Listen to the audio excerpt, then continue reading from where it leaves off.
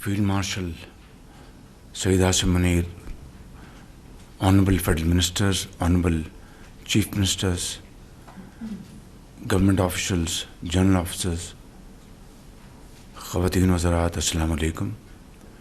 میں آپ سب کو دل کی گہرائیوں سے خوش آمدید کہتا ہوں. آج کی میٹنگ کا ایک ایجنڈا ہے and that is the water issue. Hindustan نے حالیہ جنگ میں بدترین شکست کھانے کے بعد جو تواتر سے 1960 کے پانی کے معاہدے کو ویپنائز کرنے کے لیے جو دھمکی اور جو تھریٹس وہ دے رہا ہے، وہ اس میں کوئی کمی نہیں آئی، بلکہ اس میں دن بدن اس میں اضافہ ہوتا جا رہا ہے. اللہ تعالیٰ کے فضل و کرم سے جس طرح قوم کو، پاکستانی قوم کو رب تعالیٰ نے اپنی بے پایاں فضل و کرم سے جو عظیم فتح اور عزت عطا فرمائی ہے، اس کا ہم جتنا بھی اس مالک کا شکر ادا کریں وہ کم ہے. اور ایک ہی طریقہ ہے اس خدائے بزرگ بردر کا شکر ادا کرنے کا کہ ہم شبانہ روز محنت کریں اور اس قوم کو اسی جنگ کی جو فتح، اس کی عظمت جو ہے، اسی طرح پاکستان کو ایک عظیم ملک بنائیں. اور وہ ہے ہمارا معاشی میدان، جس میں وفاق نے صوبوں کے ساتھ مل کر 24 کروڑ عوام کے لیے ایک شاندار مستقبل ترتیب دینا ہے.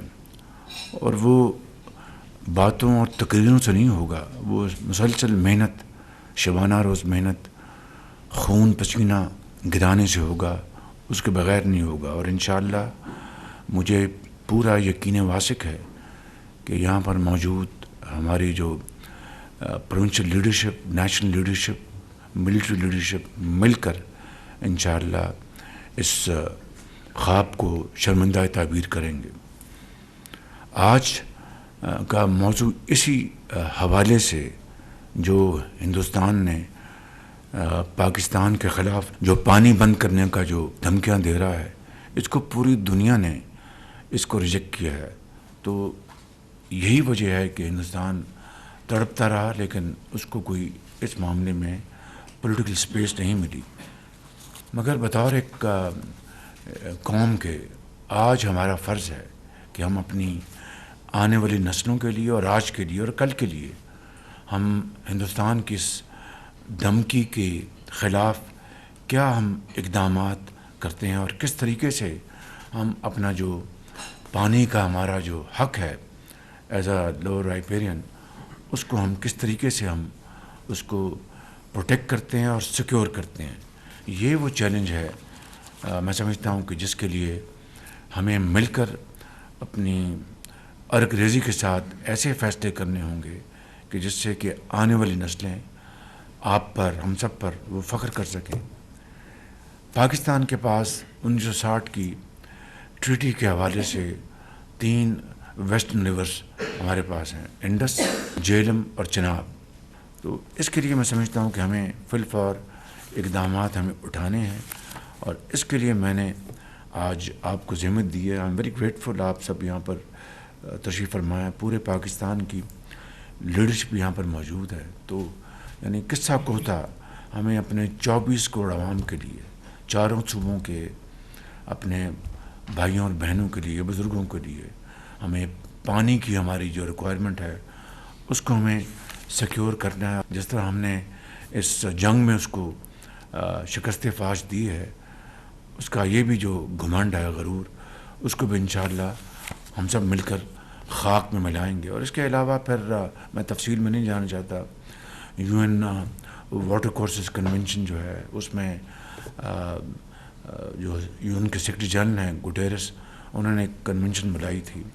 اور پھر انٹرنیشنل واٹر ٹریٹیز ہیں، اس کے حوالے سے ہم بے شمار ہم اس کے اوپر لیگل ہم کام کر سکتے ہیں. ہمارے پاس اس کی پھر ابھی سعودی عرب میں ایک کلائمیٹ کے اوپر کانفرنس ہوئی تھی، میں خود وہاں پر گیا تھا.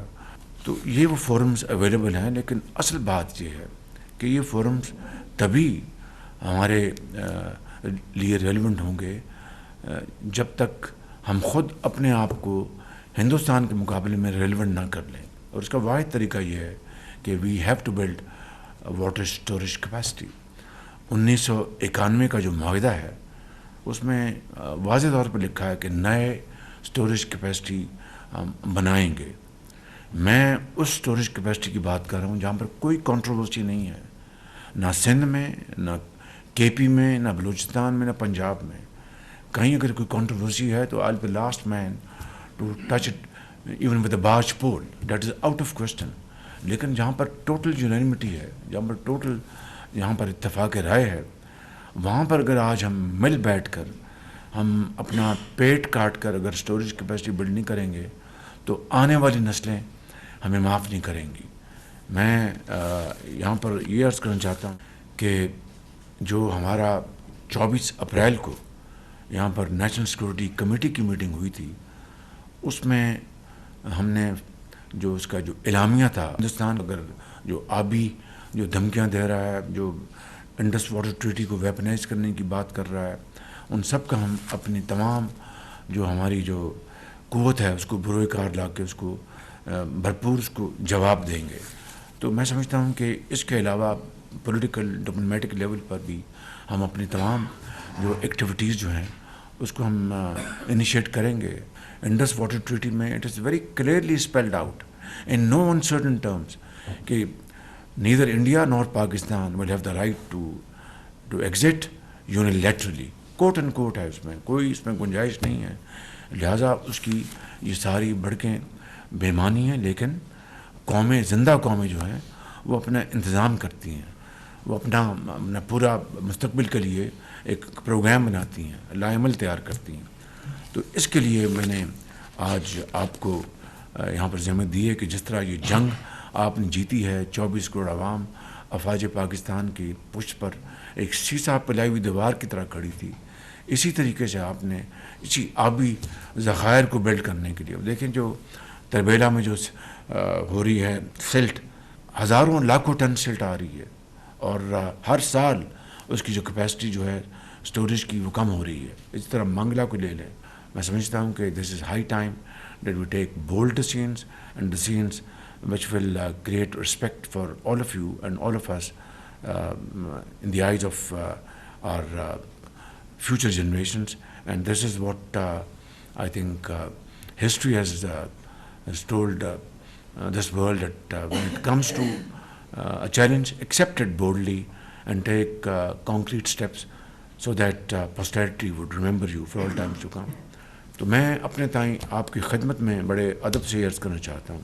اللہ کا شکر ہے کہ اس مرحلے میں ہندوستان کی تمام جو ڈپلومیٹک ایفرٹ جو ہیں وہ بری طرح ناکام ہوئی. ابھی کل ہی ورلڈ بینک نے اور ایشین ورلڈ بینک نے آپ کے لونز اپروو کیے ہیں. میں اسی حوالے سے میں فائنانس منسٹر کو اور اپنا اکنامک افیئرز ڈویژن کے منسٹر کو, فائنانس سیکرٹری کو, ای ڈی کے سیکرٹری کو اور متعلقہ تمام جو ہمارے کولیگس ہیں ان کو دلی مبارکباد دینا چاہتا ہوں.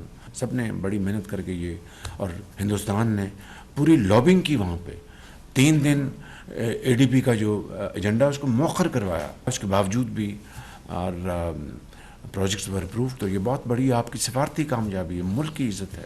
سو what I am saying is کہ it is now or never, it's do or dye.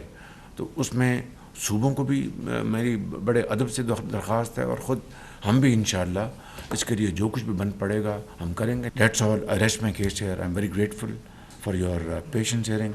I'm extremely grateful. Thank you very much.